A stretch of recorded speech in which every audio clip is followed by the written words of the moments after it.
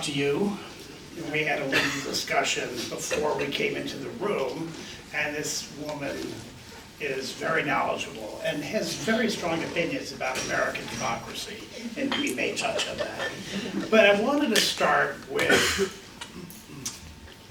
there is a theme coming out of Washington at this particular point about South Africa, and that the aggrieved party are the white South Africans.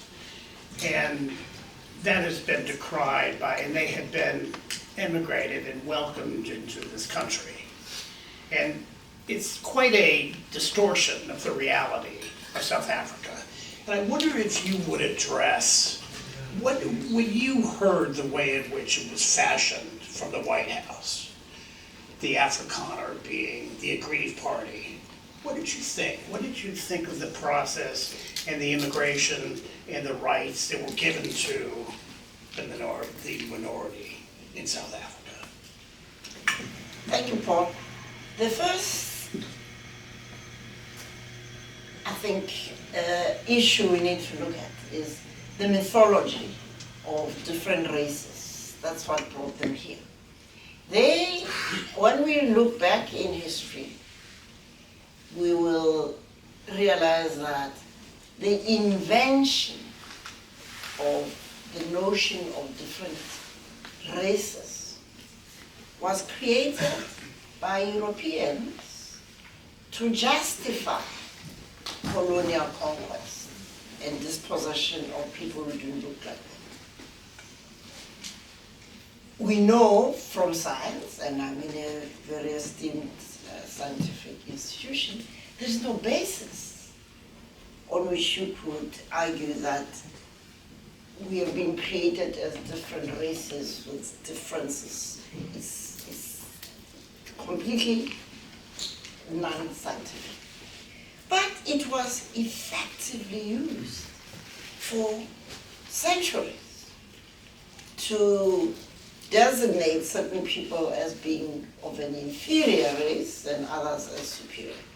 So the people who are now crying foul are the descendants of the inventors of this myth. And they've benefited handsomely from the myth, because when you look at the demographics of South Africa, people who are so-called whites, they are now less than 8%.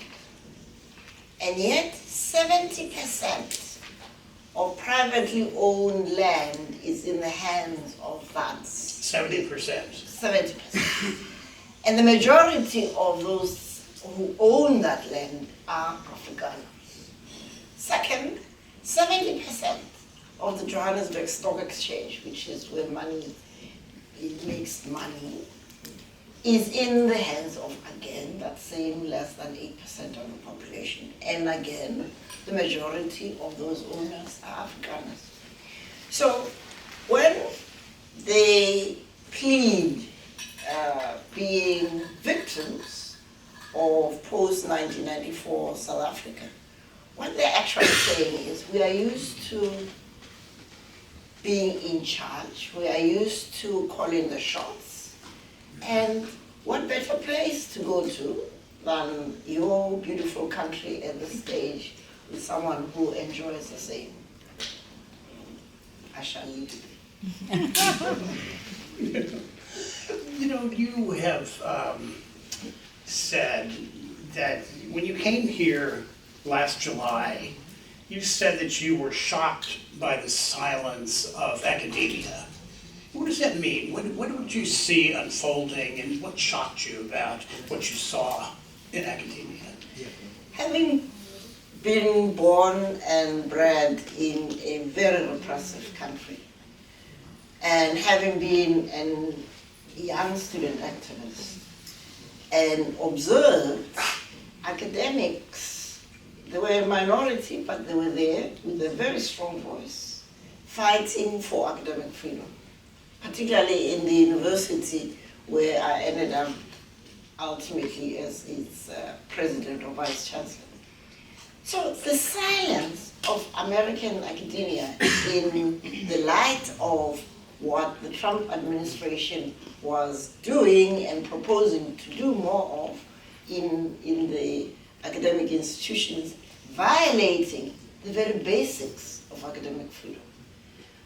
I was shocked at the silence of what is a country with very eminent academics. People I know, some of them personally, some of them by reputation, highly acclaimed. Why the silence? But then I remembered that fear is the reason why dictators, tyrants, repressive regimes survive over and over again. It is when people lose that fear that they're able to reclaim their humanity and stand up for their self-respect and respect for the things that they care about. And I know this because as the first generation of young South Africans who stood up, and our starting point was not denouncing the regime. Our starting point was to say, we are no longer going to be told who we are. We claimed our right to name ourselves, that we are not non-Europeans, we are not non-white, we are very proud to be black, to be African, and we are not going to answer to anybody making themselves the standard by which we are measured. When did you, as a child, first realize the vile nature of apartheid? And how did it present itself to you? And how did you respond? What was the feelings and the awareness that you had as a child? The awareness was an unfolding awareness. Everything just looked not right. My parents were teachers, and as a child, you always think your parents are the best, but I knew my dad was very smart. I couldn't understand why there were all these restrictions that you couldn't do this, you couldn't do that, you couldn't do the other thing. But then we also had a demonstration of white oppression in the village where we lived, where people were punished for standing with a woman whose mother died, but because she had not been Christianized as a Christian by being accepted in the church, she was the dominee or the pastor said she can't be buried in the church yard, the graveyard of the church. And so there was an uprising in my village, and people were very badly beaten, but people stood up, they forcefully buried that woman. But then they were then expelled. So I realized that this system, whatever it was, because I was then under 10, is very violent. But then I started understanding its fullness when I became a medical student, where we were restricted to a medical school only for people who were non-Europeans, non-white. But this is where the beauty of the unexpected happened. By putting together all the young people who were not whites in one medical school, they created an incubation for the Black consciousness. Because you put together young people, they're smart, and they're the first generation entrance into university. They start asking questions. And the first question was, how is it possible that more than 90% of the population can be held in bondage by less than 10% of the population? And we discovered that is after many, many conversations, that the reason is because we give them permission. We give them permission by answering to being non-whites, non-Europeans. How can anybody call you non-Mamphela and you accept that?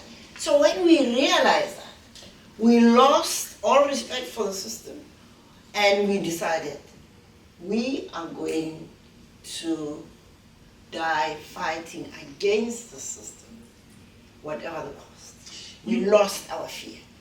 You were involved with the movement with Steve Biko, and you and he were partners, and you shared 2 children with him.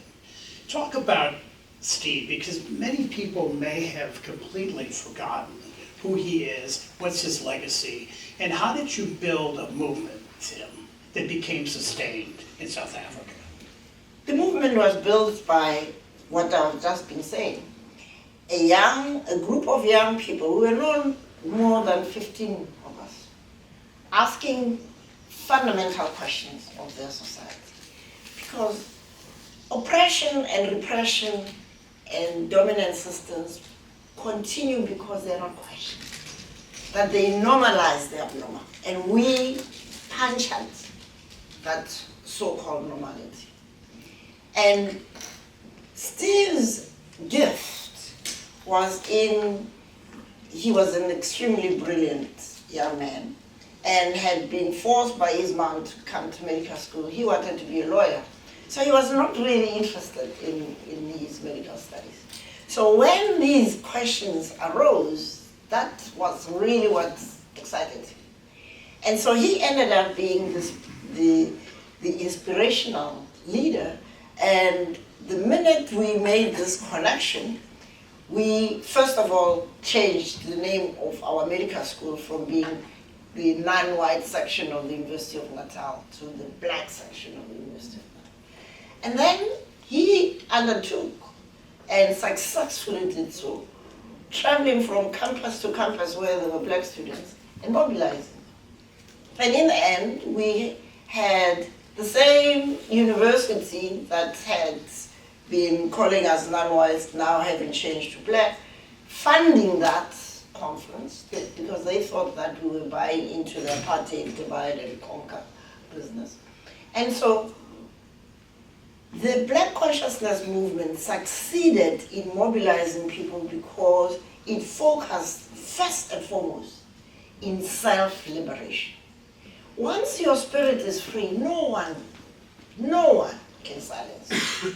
And the silence of people in a repressive system is either because of just fear, for others is fear of losing what they have. Now, as young people, we had nothing to lose except our bondage. And we were therefore fearless. And when you are fearless, you do not stop at anything. How did you become fearless? I mean, you know, it's extraordinary. I interviewed John Lewis a couple of years ago, and I was always amazed that he could sit in a luncheon counter, and they could dump insecticide on his face, and he was nonviolent. How did you get the stamina, the lack of, how did you become so brave? Where did that come from? That comes from this self-liberation. I cannot explain it except to get you to have a mental picture of a young person growing up in a village in Never Never Land, and one woke up. You wake up to the fact that you are not what they want you to become. And you realize that we are here as medical students because we are bright, we are smart. And therefore, why are we allowing ourselves to be treated as less than? And when you lose that fear of what your oppressor will do to you, no one can stop it. It's like abused women continue to be abused until the day they say to the abuser, "You're not going to touch me." And the abuser takes fright because they are so used to abuse that they don't know what has she got. She's always been compliant, and now that's exactly what happened with us. That it took a couple of years, if not 3 or 4 years, before the apartheid government actually figured out what was going on. They thought that we were just more content now. We didn't want to mix with white students, we didn't want to. That's not what we were doing, but that's how they read it. So I can only say to you that you lose your fear when you allow your inner self to stand for what it truly is, and you enjoy it. And when you enjoy it, you become a shining light. And that's what we were. We were young, we were very poor, but we didn't feel like we lacked anything. We knew that the future could only be brighter, but that we had the capacity to shape that future, to become the future that we would like to be part of. When Botha started negotiations with Mandela in prison, that became the catalyst to change. So it was Botha started the negotiations, and then de Klerk continued it. What was the view from activists like you? Were you aware of the negotiations going on with Mandela in prison? As you saw this proceed, were you hopeful? Were you optimistic? Were you fearful? What was the sort of the mood of the activists? Many of you might remember that June 16, 1976 was the uprising in Soweto, led by young students, were high school students, whom we had mobilized. So we actually saw that this thing works. When people are mobilized to believe that they are worthy of dignity, respect, and they have the power to shape the future they want. And those young people stood up and did that. And of course, the repression became more, not less. But what I subsequently got to know, because I became very close to Mr. Mandela at his invitation, I met him for the first time in 1988. He explained to me how the Black Consciousness Movement opened the door that was shut for opportunities for negotiations, and that's what he took that game. And so we were very excited. That is when I say we, those of us who were not in the anti-apartheid struggle, but were in the liberation struggle. Two different What's things. the difference between The these? difference is one is against a system, the other is for Reform? shaping, not reform, transformation, shaping a society that would have the values of Ubuntu or living systems, values, whatever, however way you define it, but the values that are fundamental to what it means to be human. That our ancient, and they are common ancient ancestors, because all of us here are Africans, our common ancestors worked out these values by observing how nature works. That in nature, everything is connected to everything else. And as human beings, we are interconnected and interdependent. And so we are not fighting against white people. We're fighting against the system that divided us. And therefore, when Mandela started negotiating, we said, that's the way to go. But where the mistake was made was the post-release negotiations before 1994 neglected to look at a free South Africa is not just free, should not just be free politically. We use the metaphor of Africans cook in these pots with 3 legs. There are 3 legs in a pot. So the political liberation is one. And then you need the socio-economic liberation. And then the third one, and it's important, it's still important today, even in your country, is the healing of what has happened. Because you can't just stand up after 400 years of oppression and you think you can just walk out and you're a free person and everything will be hunky-dory. That's why my fellow citizens are in Washington, because they haven't done the work of freeing their minds from white supremacy, from an oppressive system. And so what we didn't do right in South Africa was, after we got the liberation in 1994, we should have invested now in the true transformation of South Africa, which is still work that needs to be done today. When you say that we've lost our way, which you've said, and you're writing about that in the book, is that what you're talking about? Absolutely. And I'm not talking about we lost our way as South Africans only. Humanity has lost its way. Just look around the world. We've got planetary crisis. We've got climate change. People are drowning. It's raining when it shouldn't. It's dry when it shouldn't be. We've got conflicts. We've got wars. We've got inequity. And I shall not talk about wars that some people that you may know have started. But that is an indication of the failure to be human. Because human societies, when there is a difference of opinion, you sit down around a table where you can make eye contact and you talk through the differences and you find a way. Now, my coming book is about finding our way home. Home is the essence of what does it mean to be human. You cannot be human on your own. We are not like leopards that can roam around alone. We are a relational species. We are at our best when we are surrounded by loving, supportive relationships. If you cast your mind's eye back to COVID, the people who died were those who were alone, they had no human contact. And even your immune system goes down when you're not in those supportive relationships. That's why babies, you can feed them whatever you like, but if they're not held and feel the human touch, they don't thrive, right? That's who we are.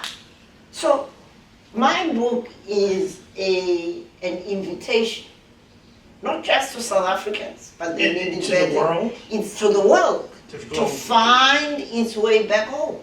Mm-hmm. Let me ask you about cuts in aid. So USAID has been devastated, and the impact of, I don't know right now, AIDS funding to South Africa, and what's been cut off, and what's been curtailed, etc. What is the current condition with the cuts in aid from the US?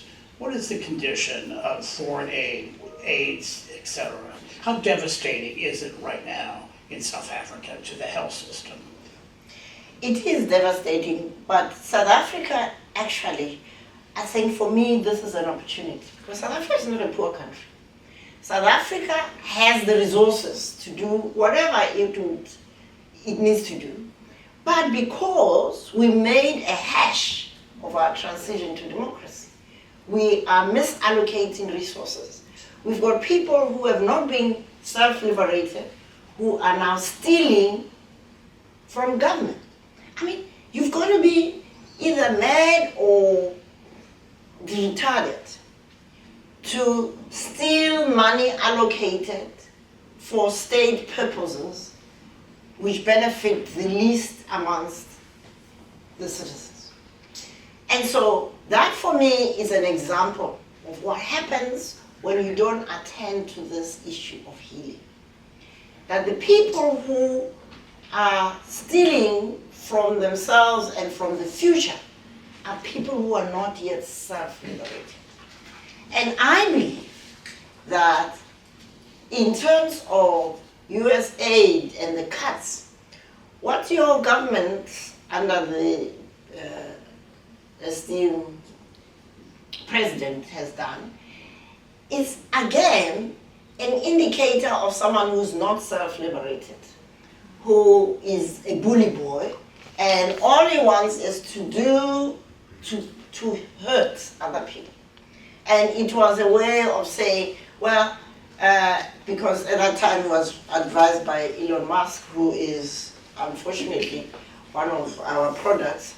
And he is the one who directed Trump to do all of this. because he's himself someone who's not self-liberated. People who live in the shadow of who they should be. And their focus is on material things because of the emptiness inside. And so, I'm not weeping for South Africa for losing USAID. I weep for the likes of Lesotho, Swaziland, Mozambique, and many other poor African countries, because they are not poor because they are impoverished. They were impoverished by the global economic system that's extracting from Africa. Look at what they're doing in the DRC. The cobalt is more important than the children who are made slaves and are being systematically killed, because cobalt, you know, it's radioactive, it's poisonous, but it's needed for the ICT that we're enjoying, that you can do anything with whenever you want. But you're not thinking about where does it come from, at what cost. And so my focus is on why you as American citizens allow this to be done in your name. Why? And as academics, why? Why the silence? Because even at the height of the apartheid regime, which was murderous, academics stood up for what is right. And people in this country stood with us. What's happened? How do you analyze that as an outsider? You've been at UCSF.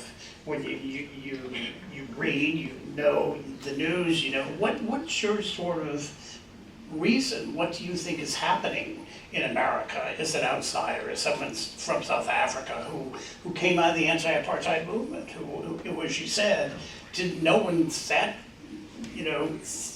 passively and just let it happen. What do you think's going on here?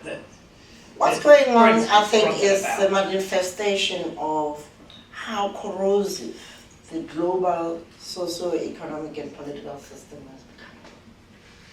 You have seen, fortunately, the Hungarians have thrown out one of the kind of models of the system. And the American people have gone through a long history where they went through similar kind of oligarchs who took over the ropes of government and used it for their purposes. I mean, the global economic system that we have now was instituted under Ronald Reagan. Ronald Reagan couldn't read a book even if you were to put it in front of his eyes and type them. But he was willing to be a face of oligarchs who were standing behind him, who wanted to institute this, and had a partner across the Atlantic called Margaret Thatcher, who said there is no alternative than this extractive socio-economic system. And this is so deeply embedded, and it's got these myths around it. The first myth being this thing of races, so people feel superior, and therefore that's why they're rich. And the second myth is about is what Alfred Miller popularized, Alfred Marshall popularized about the human beings are utility maximizers. And another mythology is the idea that we are born with a selfish gene. Really? Where have you seen it? I mean, I'm not a geneticist, but I do read, and I haven't heard of that discovery. And of course, there is the small matter of people being made to feel that the more, the better. You become better by having the most, being the best, being this, being that, being competitive, and you get there whatever happens. And the final myth is the idea that we've been put here as human beings as to be in dominion over ecosystems. Really, no? We are the newest, the latest species on this magnificent universe, the last arrivals. And we think we have been put here in charge of this humongous, unfathomable universe. But you do that because you want to justify extracting and damaging the ecosystems, chopping down the Amazon or messing up the Congo River basin. So all of those myths have come into our education system. I mean, I'm shocked that Economics 101 still teaches this issue of utility maximization is there. And this worshipping of competitiveness and the least attention paid to the cost of the wealth that's being celebrated. At what cost? Let me ask you about the World Bank when you were there. What was your role and what's the importance of the work you were doing and how it shed light on South Africa or globally? Talk about your role at the World Bank and what you did and how significant that was for you. Well, the World Bank is an institution that all of us post the Second World War, my country was one of the founder members. But I was brought into the World Bank by Jim Wolferson, bless his soul, because he was disturbed that the World Bank's model of development at that point, this is now 2000, did not take into consideration human development. I mean, can you believe it? But it was there. That the economy, as Bill Clinton used to say, is the economics stupid? Is the human stupid? Without human beings, there can be no development. And so Jim Wolferson brought me in to start the human development program at the World Bank. And it was a titanic struggle because the US, as the dominant shareholder, was represented by women who said she's there to make sure that no funding goes into education beyond primary education. I said, oh, so you have appointed me here because of my excellent primary education qualifications. Because I mean, if all you find is primary education, who's going to train the teachers? Who's going to write the textbook? It just didn't make sense. But you see, like now, what's happening doesn't make sense, but people make it make sense. You normalize a wrong system because of the incentives that are buried in this abnormal system. And so, Jim Wolferson, thanks to him, the World Bank ended up having a human development network, and we did a lot of work, including basic things like getting countries to do basic statistics. Can you imagine a country not knowing how many people it's got?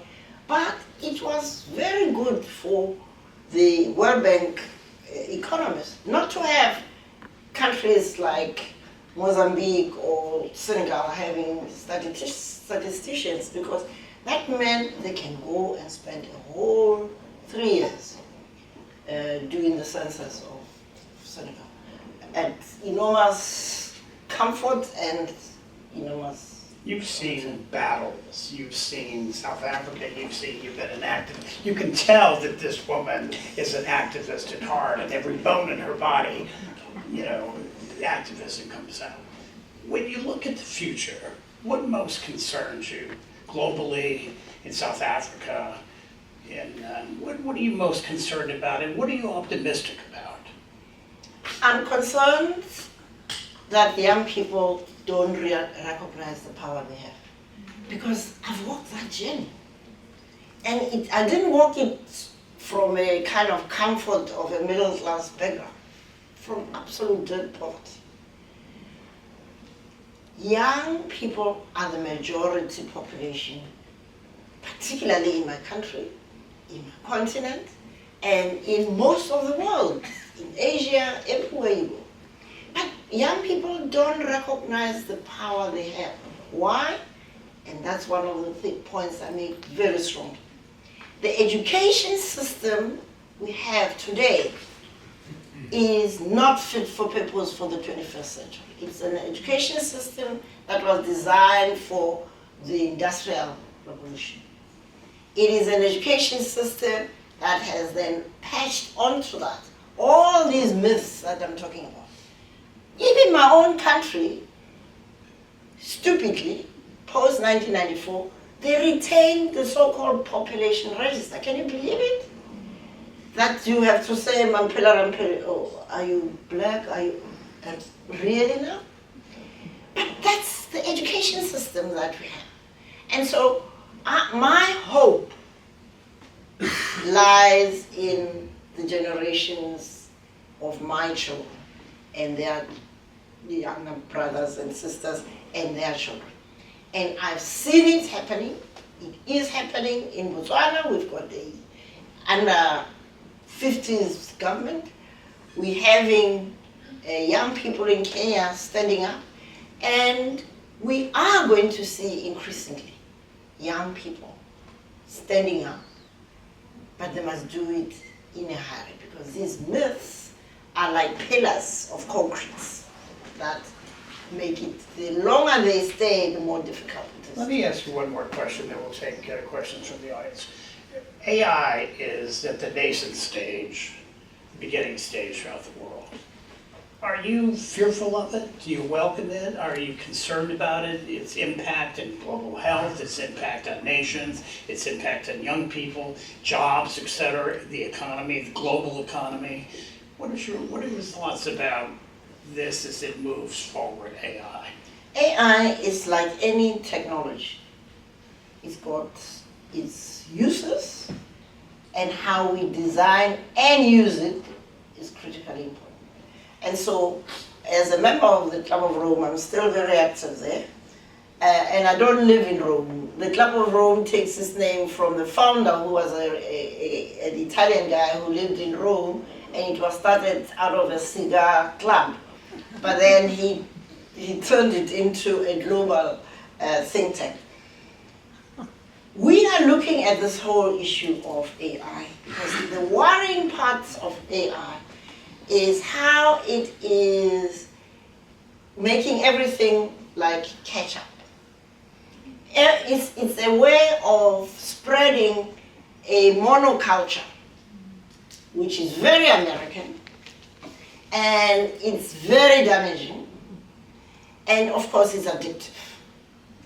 And so what we have to do, like with every technology, is to make it a servant of humanity, not the other way around. And so we are talking about the need to look at how we can create an artificial intelligence platform that will work also on the basis of ancient wisdom, because our ancient ancestors were cosmologists without telescopes. So they were far superior to the current people who were all these complex things. But we now must use these complex things for the benefit of humanity, not for the enslavement of humanity. And so, again, my hope is in the generations after us, who must not be passive users, consumers of these technologies, but they must look at them and say, how, and there is an example we must take from China. Chinese people look at everything and say, this is how it works, how do we make it work for China? And before you know it, because there are many of them, and they are very creative, hardworking, they know what they're doing. And it's therefore not an impossible thing to do. We have to keep expanding those bounds of possibility. It is when people are afraid and think that there is no alternative, they become easy victims of oligarchs and repressive regimes. Thank you very much.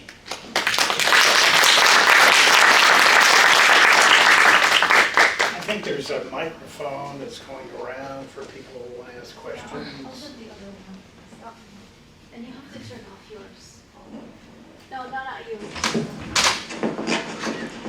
I think it's a small enough room. We can start. Does anybody have any questions? Carl. Hi, thank you so much for shedding light on your own history and experience. I wondered if you could talk a little bit about the South African health system, and in particular, you have a co-governance now by the DA and the ANC. Could you talk about what you think are the three most realistic levers for change in the next 5 years if co-governance is maintained? You know, the tragedy of South Africa is that we have snatched defeat out of the jaws of victory, and this is a quotation from Helen Zille. Because South Africa had one of the most sophisticated healthcare systems in Africa and in much of the world. But the mistake of the ANC has been to want to institute a command and control system. They want to control everything. And those of them who were in exile didn't go through what we went through, which is a self-liberation. So they are operating like these Afrikaners who are roaming around in DC. They too need to liberate themselves. And so when you're looking at levers of change, the beauty is that there is a significant number of medical specialists, ordinary doctors who are committed to an equitable, excellent healthcare system. So for me, the issue is to identify those nodes. And I'm very proud that the University of Cape Town is one of those nodes, that they fearlessly defended the space for the kind of healthcare system that we can really be proud of. And with the DA as the provincial government, it's been much easier to work with them to get. But still, the national government is squeezing tertiary education, tertiary health, not because they want it to go to primary health care, but because they want to squeeze anything into their pockets as the ANC. So we have those nodes, and I'm more than, it's not hope, but I know for sure that we have the seeds, and in some cases we have the strong branches on which we can build the kind of equitable, excellent healthcare system that we deserve.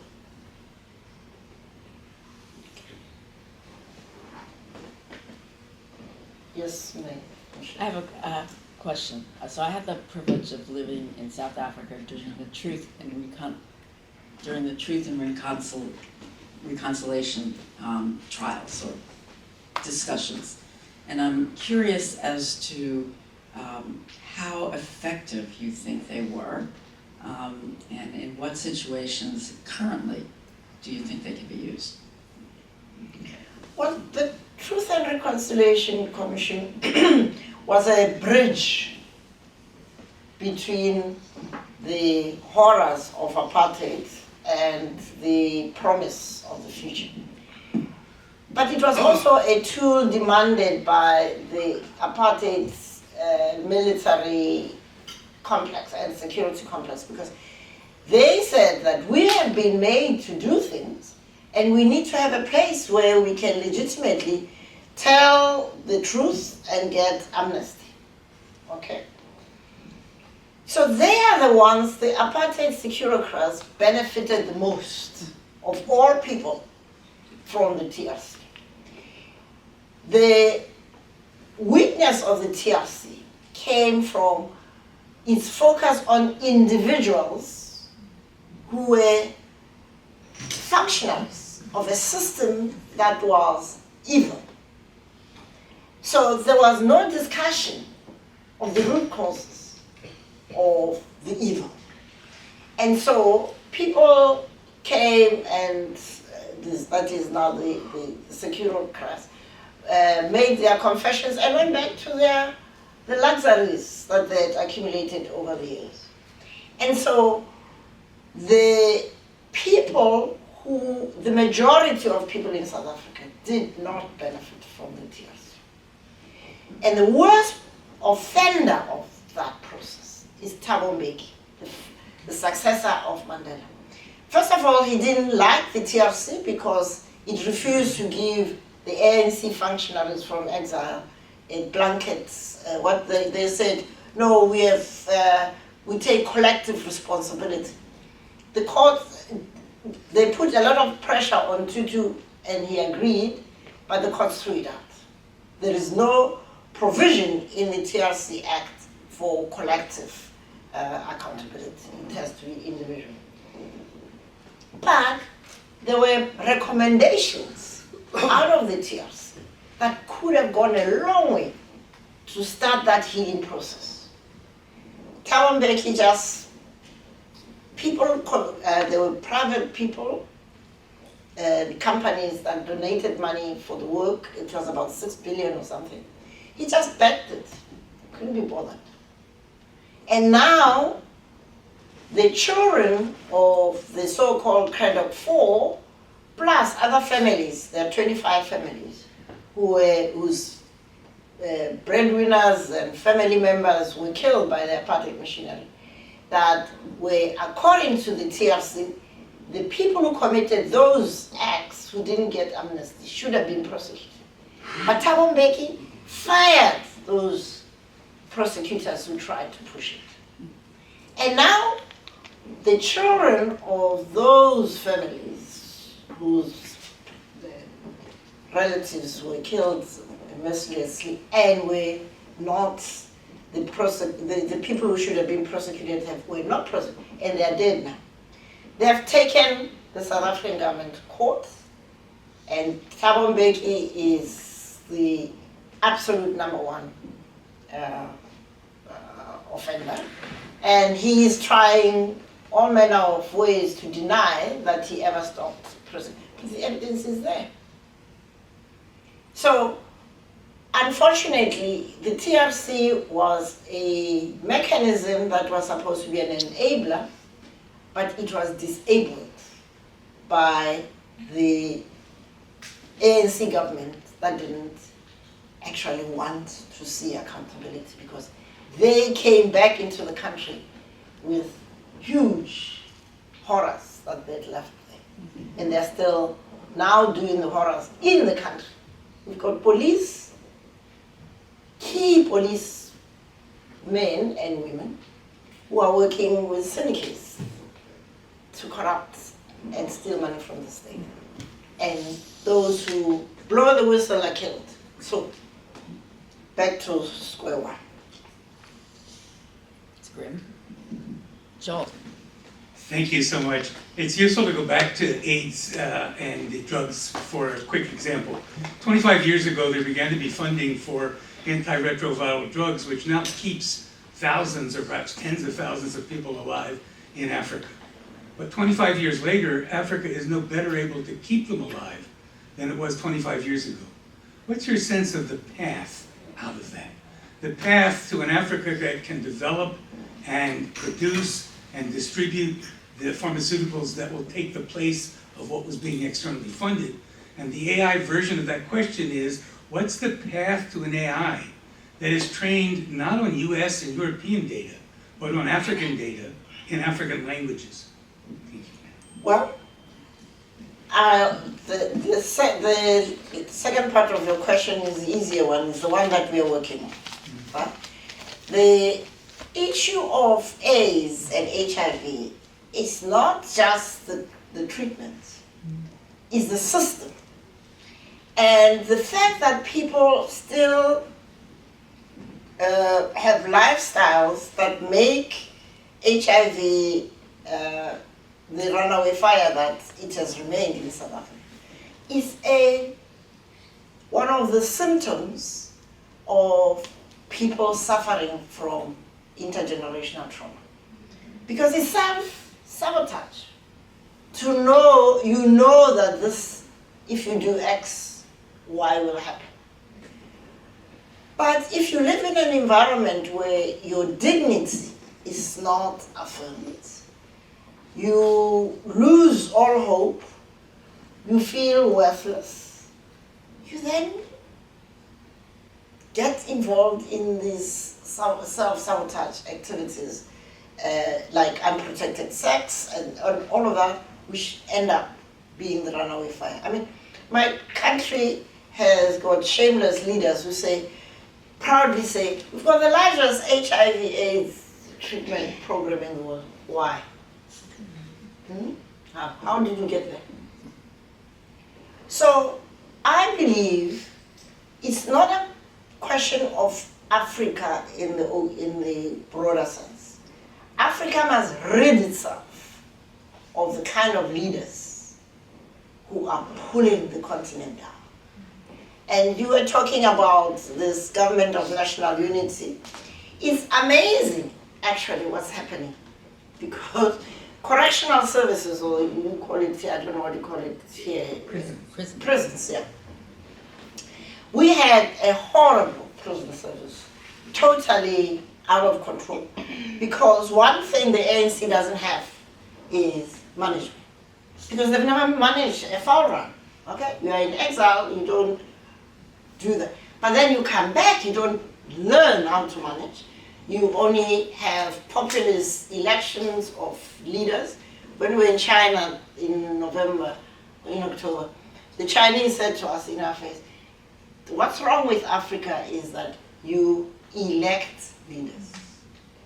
We select leaders. And they do so not on the basis of how good a communist or whatever. They want your qualifications. You cannot get into government in China with a junior degree, but you also cannot just get in there with a degree without experience. So the problem we have on the African continent is a performance problem, a competence problem. And that comes from the citizens who are yet to recognize the power they have, as the Botswanas have done, to recognize that in fact you can get rid of these people. They are few, they are aging, they are totally incompetent. Unlike the apartheid government that was horrid, but they were competent horrors.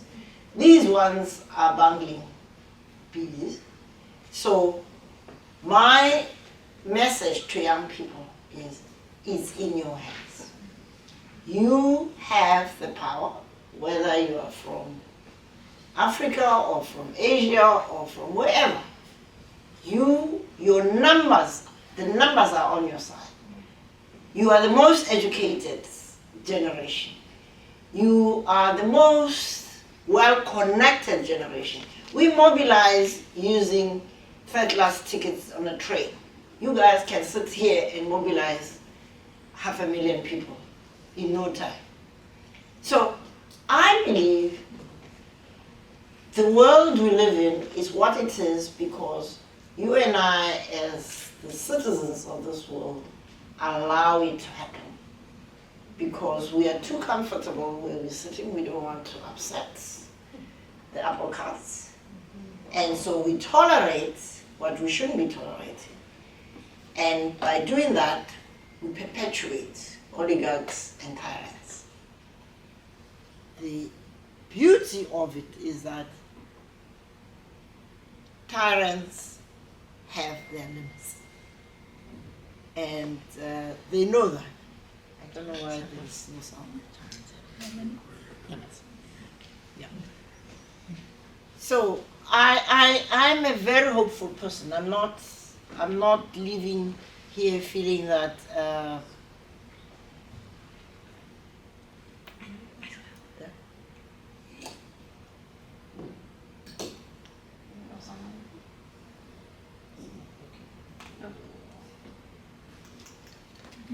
Anyway, I'm not living here feeling that the world is coming to an end. No, the world is about to start being the world that we should have. Because there's just so much that we can do together. And we have the tools to connect in an instant across not just one's own village, one's own country, across continents, across the world. And we can do so without being anti-something. We must be clear about what kind of future do we want to build, and then work step by step wherever we are. And this is the beauty of the Black Consciousness Movement. You didn't have to go carrying rifles around the place. As a medical doctor, I was able to get a whole village self-liberating, and even today, they're still free. I'm going to end it now because we're a little bit over. I want to thank